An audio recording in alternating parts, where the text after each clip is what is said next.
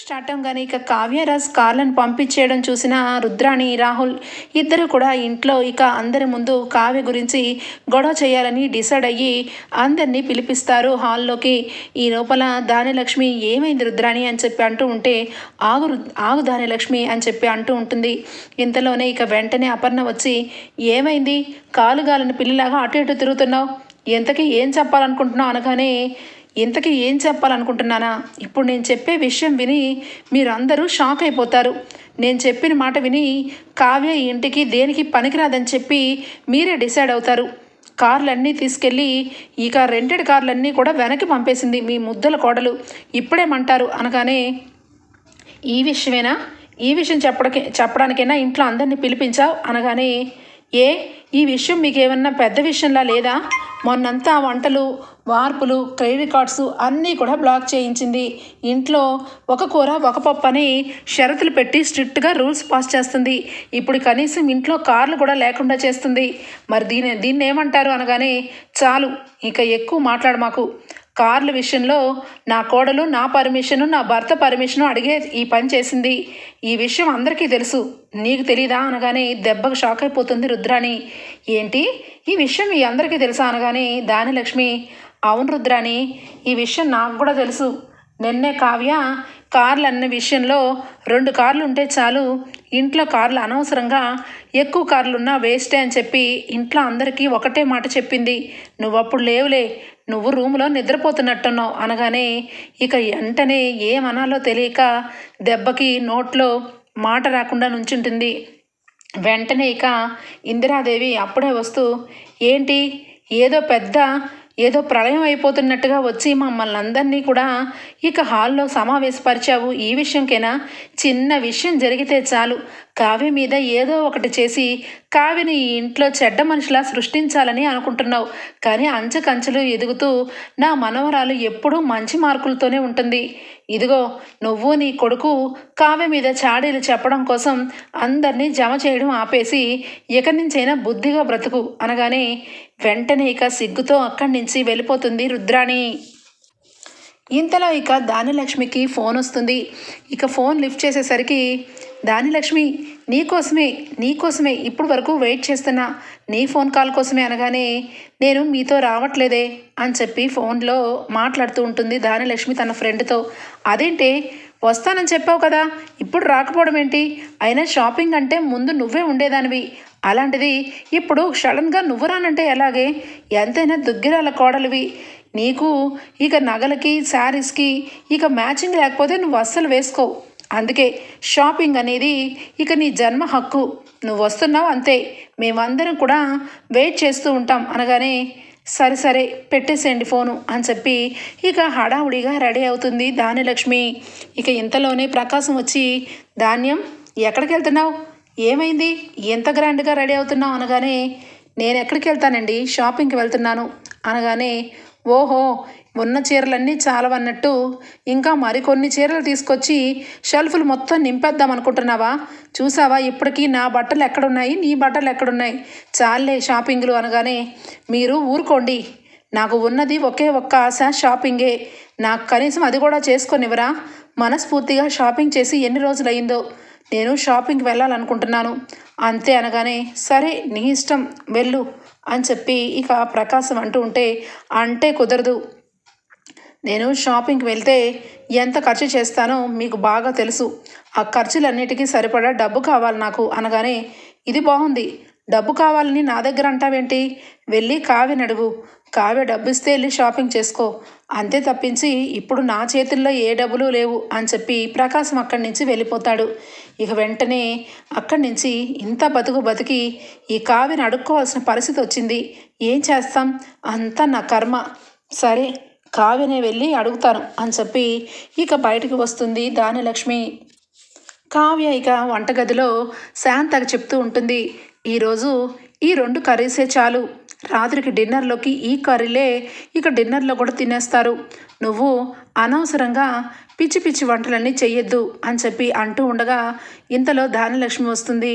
కావ్య అని చెప్పి పిలవగానే ఏంటి చిన్నత్తయ్య ఏం కావాలి అనగానే కొంచెం డబ్బు కావాలి అని చెప్పి అనగానే అవునా దేనికోసం అనగానే దేనికోసం ఏంటి షాపింగ్కి వెళ్ళాలి, నాకు డబ్బు కావాలి అని చెప్పి చాలా ర్యాష్గా అడగగానే, షాపింగా?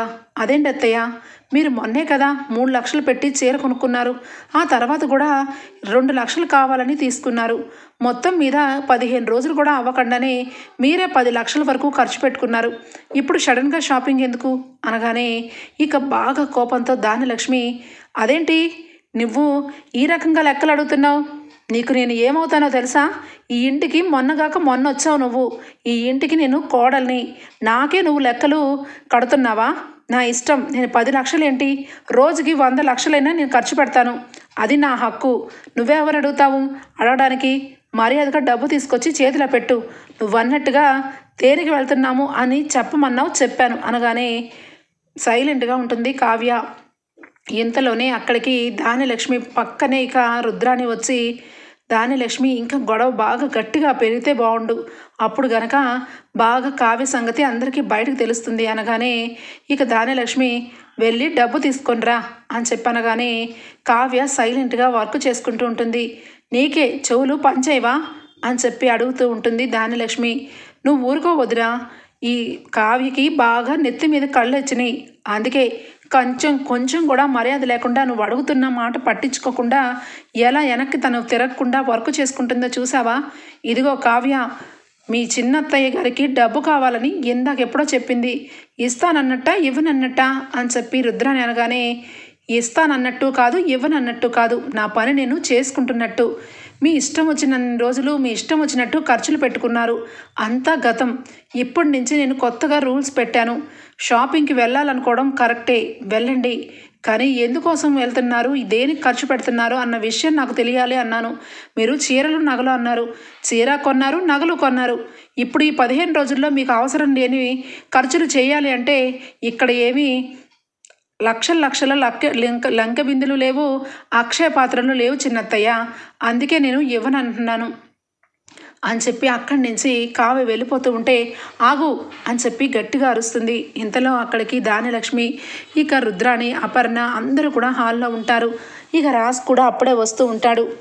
ఏంటి ఊరుకుంటున్నానని తెగ మాట్లాడుకుంటూ వెళ్ళిపోతున్నావు, నీ దగ్గర లంక బిందులు లేవు, ఇక అక్షయ పాత్ర కూడా లేదు, కానీ ఇంటి తాళం చెవులు నీ దగ్గరేగా ఉన్నాయి, మా మామయ్య గారు నీ మీద నమ్మకంతో ఆస్తిని నీ పేరు మీద రాశారు, కానీ నువ్వు ఈ ఆస్తి అంతా కూడా పోగేసుకొని నీ అమ్మ వాళ్ళ ఇంటికి దోచిపెడుతున్నావు అనగానే, ఏం మాట్లాడుతున్నారు మీరు, నేను మా అమ్మ వాళ్ళకి ఇవ్వడం ఏంటి, నేను ఎప్పుడు మా ఇంట్లో వాళ్ళకి ₹1 కూడా నా వైపు నుంచి అత్తగారి సొమ్ము పుట్టింట్లోకి వెళ్ళే రకమే కాదు అని చెప్పి కావ్య అనగానే, అబ్బబ్బబ్బబ్బా చాలా గొప్పగా చెప్తున్నావే, ఈరోజు ఈ విషయం పేపర్లో వెయ్యాలి, ఏంటి నీ డబ్బులన్నీ మరి ఎక్కడి నుండి వస్తున్న డబ్బులన్నీ కూడా ఏమైపోయాయి, ఇంట్లో ఖర్చులు కానీ నీ దగ్గరే పెట్టిన డబ్బులు నువ్వు ఏమీ ఖర్చు పెట్టకుండా కూరలని పప్పులని చాలా రోజుల నుంచి ఇక హాస్టల్ భోజనమే పెట్టిస్తున్నావు, ఇటు పెట్రోల్ ఖర్చులు మిగిల్చేశావు,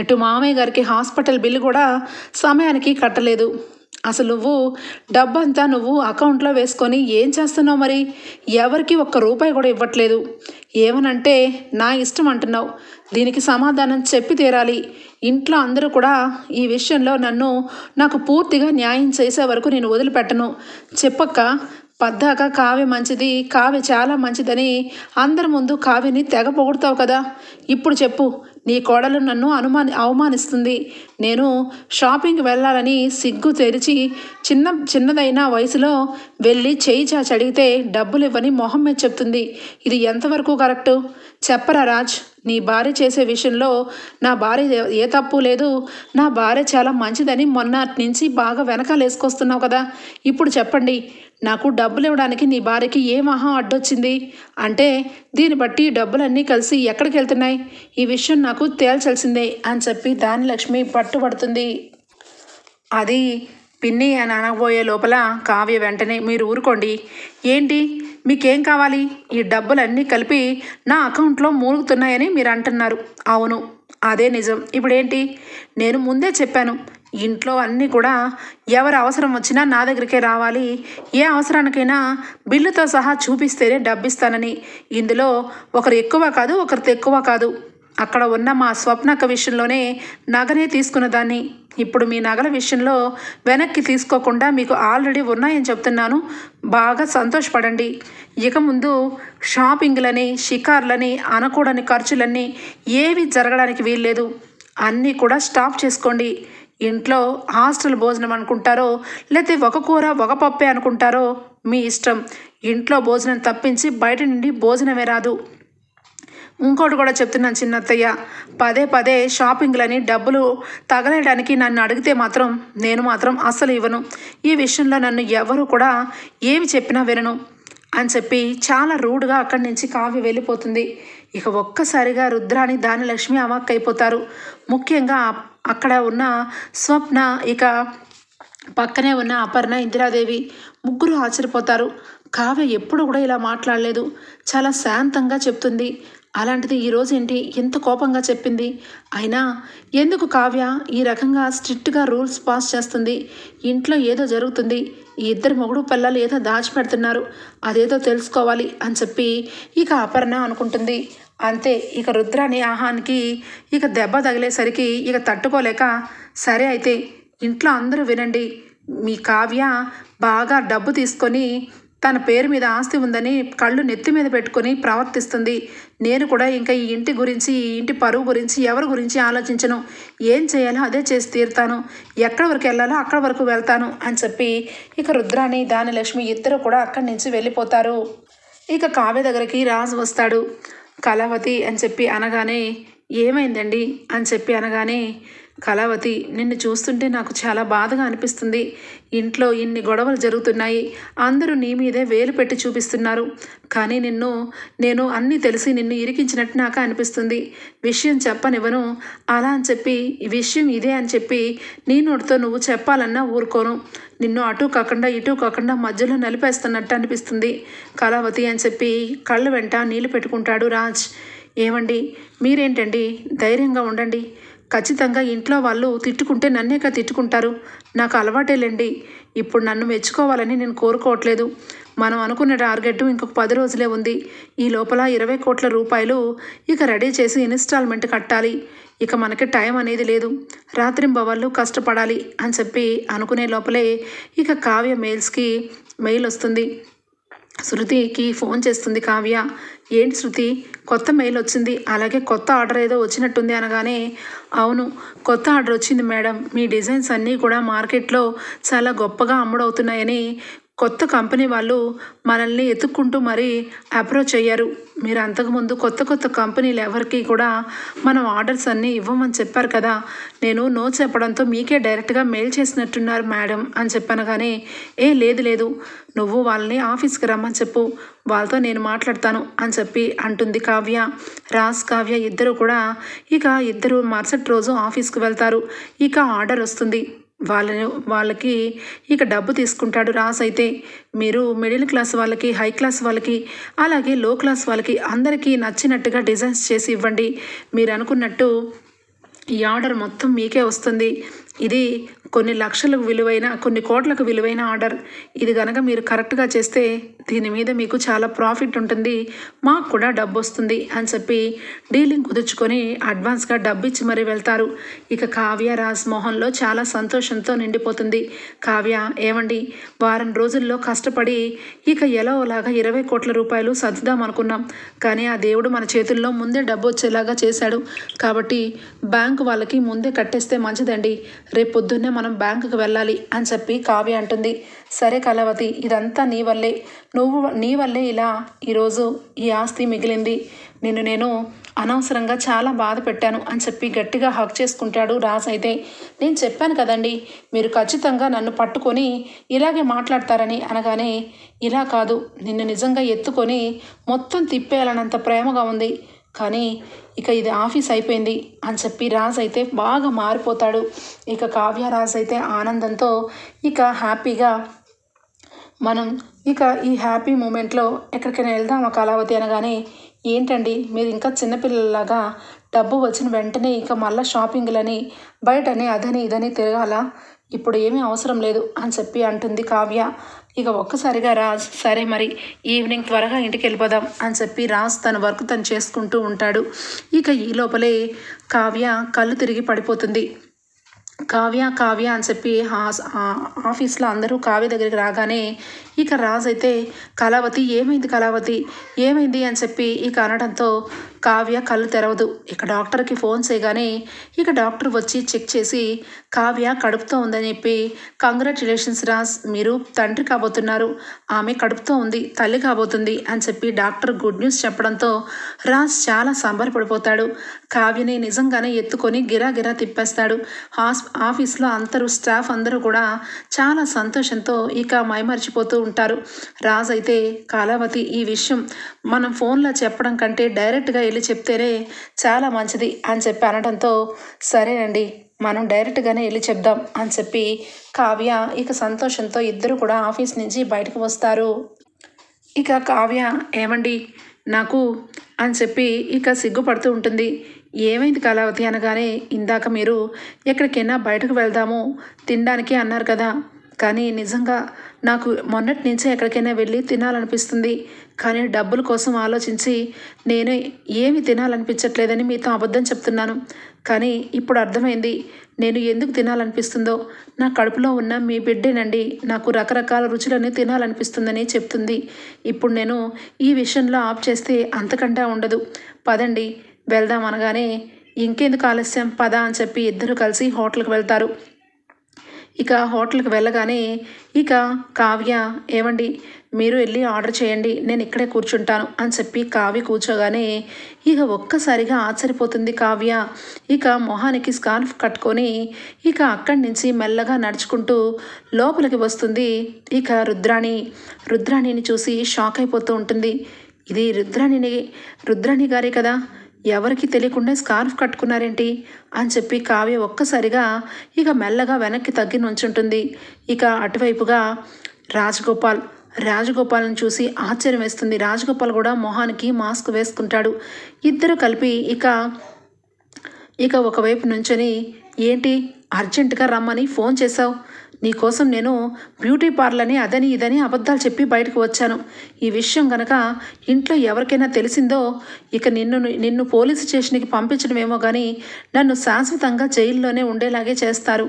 ఈ విషయం ఎవరికీ తెలియకూడదని ఇంత కరెక్ట్గా మూడో కంటికి కూడా తెలియకుండా మెయింటైన్ చేస్తున్నాను అని చెప్పనగానే రాజగోపాల్ నువ్వెందుకు భయపడుతున్నావు, అసలు నిజానికి మనిద్దరం కలిసి ఈ పని చేసినందుకు ఎవరికి ఏ అనుమానం రాకుండా హ్యాపీగా రాజుకి సంబంధించిన పోలీస్ ఆఫీసర్తోనే కదా ఇంత అబద్ధం ఆడాము, నువ్వెందుకు ఇంకా భయపడతావు అని చెప్పి అంటూ ఉంటే కావ్య ఒక్కసారిగా షాక్ అయిపోతుంది. రాజు ఈ లోపలే వచ్చి కళావతి ఇదిగో నీకు నచ్చిన జ్యూస్ అని చెప్పి ఇక స్నాక్ లాంటివి తీసుకురాగానే ఏవండి ఒక్కసారి అటు చూడండి అనగానే ఏమైంది అనగానే మీరు మెల్లగా నాతో పాటే రండి, మీరు చూసి ఆశ్చర్యపోతారు అని చెప్పి అనగానే ఇంతలోనే కారు వస్తుంది. ఇక కారులో ఎక్కువసేపు మనం ఇక్కడ ఉంటే అనుమానం వస్తుంది, పద కారులో కూర్చొని మాట్లాడదాం అని అంటూ ఉంటుంది రుద్రాణి. ఇక రాజగోపాల్ అయితే వెంటనే ఇక కారులో కూర్చోగానే వీడు రాజగోపాల్లా ఉన్నాడు కదా అనగానే అవును మీరన్నది నిజమే, వీడు బ్యాంకు టోకరా పెట్టి డబ్బులు తిప్పేసి చక్కగా హుడాయించాడు, ఫారెన్లో ఉన్నాడని చెప్తున్నాడు మీ ఫ్రెండ్ కూడా ఏమీ తక్కువడేమీ కాదు, మీ ఫ్రెండ్ కూడా ఇందులో భాగమే. అయినా ఇంతకీ రాజగోపాలే కనబడ్డా ఇంకా మీకు ఎవరైనా కనిపించారా అనగానే ఎవరో లేడీ ఉంది కదా అనగానే ఎవరో లేడీ కాదు, మీరే ఆశ్చర్యపోతారు, ఒకసారి కరెక్ట్గా చూడండి అనగానే ఇక ఒక్కసారిగా రాజ్ ఆశ్చర్యపోతాడు. రుద్రాణి అత్తలా ఉంది అనగానే ఎస్ రుద్రాణి అత్తగారే, మీ అత్తగారు ఎలాంటి చెత్త పని చేసిందో ఇప్పుడు అర్థమైంది కదా, వీళ్ళిద్దరూ కలిసి మనల్ని మోసం చేస్తున్నారండి, ఆ మోసం ఏంటో తెలుసుకోవాలి, వాడు అసలు ఫారెన్ వెళ్ళిపోయినట్టు మీ పోలీస్ ఆఫీసర్ ఎందుకు అబద్ధం చెప్పాడో, వాడితో మీ రుద్రాణి అత్తగారికి ఏం పని పడిందో, ఇద్దరూ సీక్రెట్గా కారులో ఎందుకు కూర్చొని మాట్లాడుకుంటున్నారో విషయం మొత్తం కూడా మనకు తెలియాలి, పదండి అని చెప్పి కావ్య అంటే రాజ్ వెంటనే కారులో నుంచి వెనక ఫాలో చేస్తారు.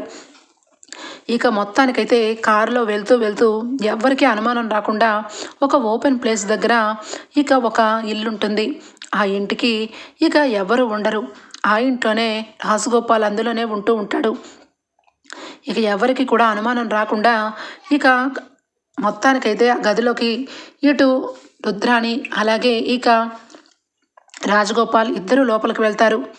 కావ్య వెంటనే ఫోన్ ఆన్ చేసి వాళ్ళు ఏం మాట్లాడుకుంటున్నారో విందామండి, అసలు వీళ్ళు ఇంత ఫ్రాడ్ ఎందుకు చేశారో తెలుసుకోవాలి కదా అని చెప్పనగానే కావ్య నా రక్తం మరిగిపోతుంది, అసలు వీళ్ళు ఏం చేస్తున్నారు అని చెప్పనగానే మీరు కొంచెం సేపు సైలెంట్గా ఉండండి, మనకి నిజాలు తెలియాలి కదా అని చెప్పి అనగానే ఇంతలో పోలీసు వాడు వస్తాడు. ఏంటి ఉన్న పలంగా ఫోన్ చేశారు అనగానే ఏముంది, ఇంకొక 10 రోజుల్లో ఇంకొక రేపో ఎల్లుండో ఇన్స్టాల్మెంట్ మీద 20 కోట్ల రూపాయలు వస్తాయి, అవి భాగాలు చేసుకోవాలి కదా, ముందుగానే ఎవరికి ఎంత పర్సంటేజ్ అన్నది లెక్కేసుకోవాలి, అందుకే ఇక్కడికి వచ్చాను అని చెప్పి రుద్రాణి అంటుంది. ఒక్కసారిగా రాజు ఆశ్చర్యపోతాడు. అది మొన్న ట్రిప్పులో వచ్చినప్పుడు మీరు ఎక్కువ తీసుకున్నారు కదా మేడం, ఈసారి నాకు ఇవ్వండి, ఎందుకంటే మొత్తానికి అసలు రాజుకి అనుమానం రాకుండా ఫారెన్ వెళ్ళిపోయాడు అని చెప్పిందే నేను కాబట్టి అనగానే మీరు నోరు ముయ్యండి, అసలుకి నేను టోకరా పెట్టి ఇంత ఇదిగా బయట తిరగలుగుతున్నాను, ఎవరైనా నన్ను చూసి పోలీస్ స్టేషన్లో పెడితే నా జీవితం ఏంటి, అందుకే నాకు ఎక్కువ డబ్బులు కావాలి అని చెప్పి రాజగోపాల్ అంటూ ఉంటాడు.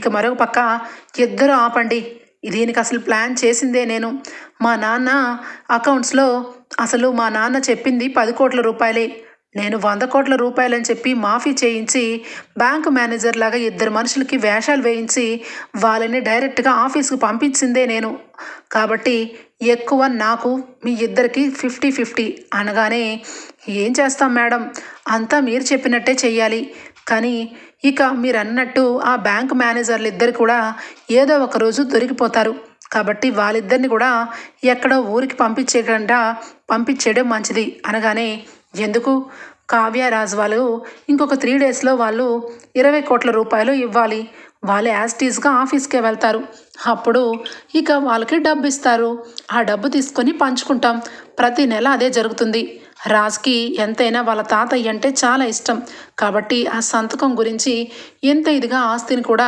లెక్క చేయకుండా డబ్బు ఇస్తారు, ఆ డబ్బు మనం క్యాష్ చేసుకోవాలి, నువ్వన్నట్టు ఇక నా మాట విని ఇంత పని చేసావు కాబట్టి నీకు కొంచెం 5% ఎక్కువే తీసుకో అని చెప్పి రుద్రాణి అంటూ ఉంటుంది. ఇక రాజ్కి కడుపు రగిలిపోతుంది.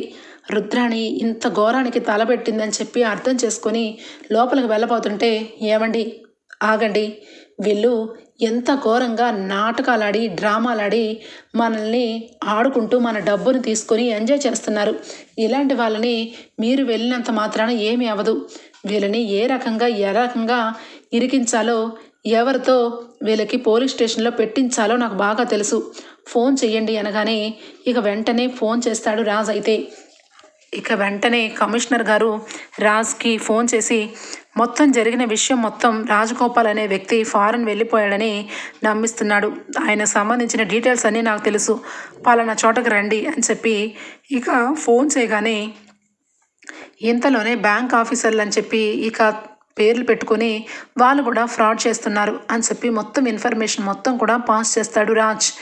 ఇంకా పోలీసులందరూ కూడా రాజ్ చెప్పిన లొకేషన్కి వచ్చేస్తారు.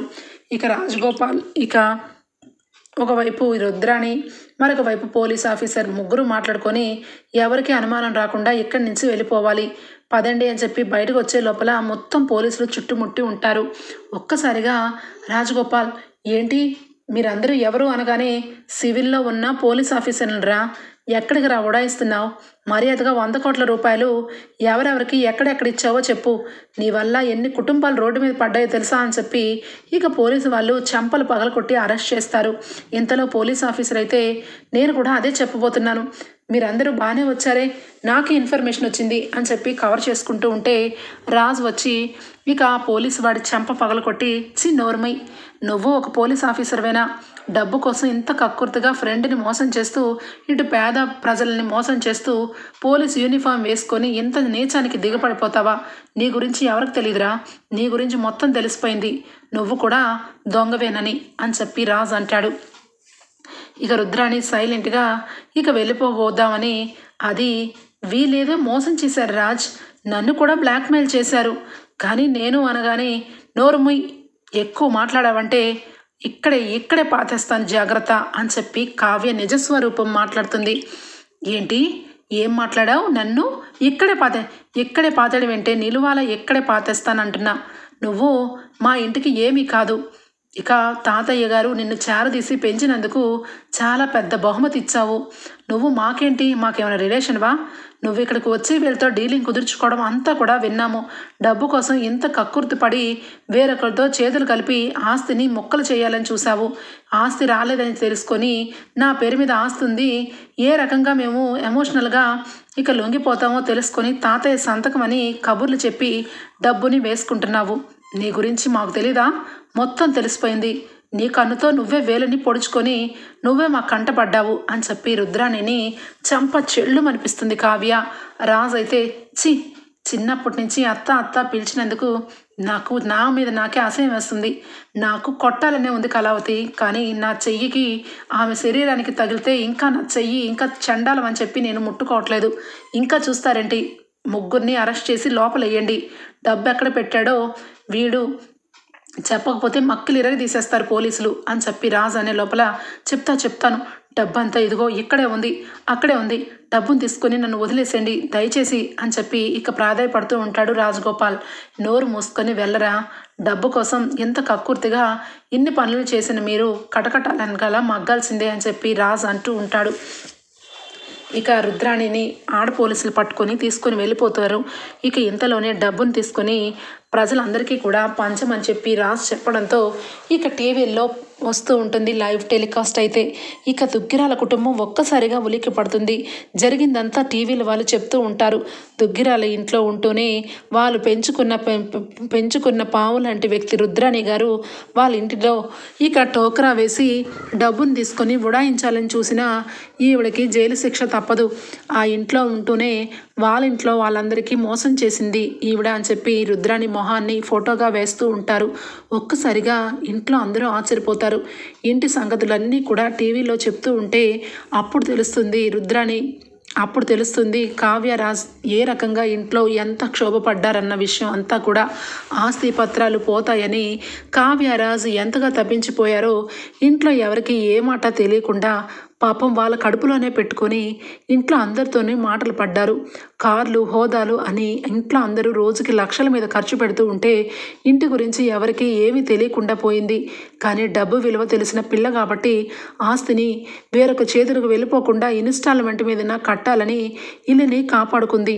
ఇటు అసలు దొంగలన్నీ పట్టించింది.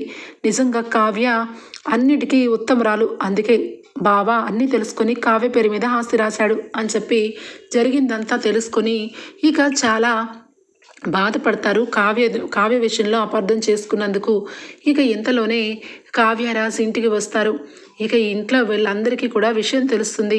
రుద్రాణి గురించి విషయం తెలిసి సుభాష్ అలాగే ప్రకాశం వచ్చి, అరే రాజ్ చూసావరా, నిజంగా ఇంట్లో పాముకి పాలు పోసి పెంచినట్టయింది. నిజానికి ఆస్తి విషయంలో రుద్రాణి ఎంత కుట్ర చేస్తుందని ఊహించలేదు అనగానే ఇక రాజ్ అయితే, మమ్మీ నీ దగ్గర ఈ విషయం దాచాము, సారీ మమ్మీ, ఈ నిజానికి ఆస్తి గురించి ఇంట్లో అందరూ కూడా బాధపడతారని తప్పించి ఇంకా ఏమీ లేదు మమ్మీ అని చెప్పి అంటూ ఉంటాడు రాజు అయితే. పోనీలే నాన్న, దుర్మార్గులు ఎప్పుడు దుర్మార్గంగానే ప్రవర్తిస్తారు. అది ఇంట్లో వాళ్ళకి తెలిస్తే అంతే చాలు.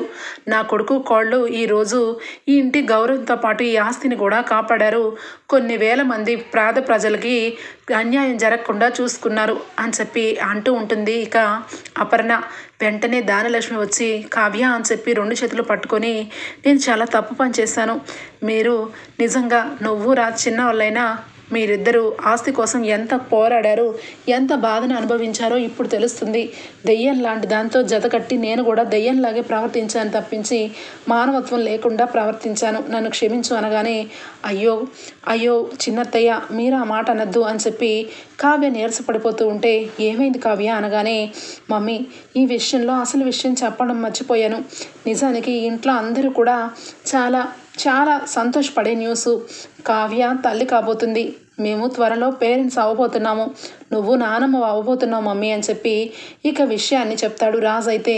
దుగ్గిరాల కుటుంబం ఒక్కసారిగా సంతోషంతో ఏంటి నిజమా నాన్న? నువ్వు చెప్పేది నిజమా అనగానే, అవును మమ్మీ, ఈ విషయం చెప్పాలని ఇంటికి రాబోతుంటేనే రుద్రని సంగతి బయటపడింది అని చెప్పి రాస్ అంటాడు. ఇక ఈ విషయం తెలుసుకున్న ఇందిరాదేవి ఈ విషయం వెంటనే బావకు తెలియాలి, బావకి ఈ విషయం తెలిస్తే ఖచ్చితంగా చలనం వస్తుంది అని చెప్పి అందరూ కలిసి హాస్పిటల్కి వెళ్తారు. ఇక దానిలక్ష్మి అందరూ కూడా మారిపోతారు. ఇక వెళ్ళి, బావా నువ్వు ముదిమానవడినే మనవరాలను ఎత్తుకుందామని రాజ్ కావ్య ఇద్దరు మంచిగా ఉండాలని కోరుకున్నావు కదా బావా, అదే జరిగింది. ఇక త్వరలో నువ్వు ఇక లేచి మాతో పాటు ముదు మనవడినో మనవరాలను ఎత్తుకోవాలి బావా అని చెప్పి ఇక చెప్తూ ఉంటే ఇక ఎమోషనల్గా ఏడుస్తూ ఆ మాట అంటూ ఉంటుంది ఇందిరాదేవి. ఒక్కసారిగా చిటికెన వేలు కదిలిస్తాడు సీతారామయ్య. ఒక్కసారిగా డాక్టర్లు అందరూ వచ్చి ఇక స్టార్ట్ అయింది చలనం బాడీలో, మాట్లాడండి, చెప్పిందే చెప్పండి అనగానే రాజ్ ఒకవైపు కావ్య ఒకవైపు ఇక చెప్తూ ఉంటారు. తాతయ్య మేమిద్దరం గొడవలు పడట్లేదు, ఇద్దరం ఒక్కటైపోయాం, మేము త్వరలో తల్లిదండ్రులు కాబోతున్నాం తాతయ్య, దయచేసి మీరు మామూలు మనిషి అయిపోవాలి, మాతో పాటు కలిసి ఉండాలి అని చెప్పి కావ్య అంటూ ఉంటే కావ్య చెయ్యి టచ్ చేస్తాడు సీతారామయ్య. ఒక్కసారిగా డాక్టర్లు అయితే ఇక ఇది మెరాకిల్, ఈయనలో చలనం వచ్చింది, ఇక గంట గడిలోనే ఈయన సృహలోకి వచ్చేస్తారు, మీరందరూ కూడా బయటకు వెళ్ళండి అని చెప్పి సీతారామయ్య గారికి ఇక ట్రీట్మెంట్ స్టార్ట్ చేయగానే ఇంజెక్షన్ వేయగానే సీతారామయ్య మెల్లగా కళ్ళు తెరుస్తాడు. సృహలోకి వచ్చిన సీతారామయ్యకి రాజ్ కావ్య విషయం చెప్పడంతో ఇక సీతారామయ్య చాలా సంతోషపడతాడు. ఓకే ఫ్రెండ్స్, రాబోయే ఎపిసోడ్స్లో ఈ విధంగా జరగబోతుంది. మీకు గనక నచ్చినట్లయితే లైక్ ఇచ్చేయండి friends. Bye, take care, thank you for watching.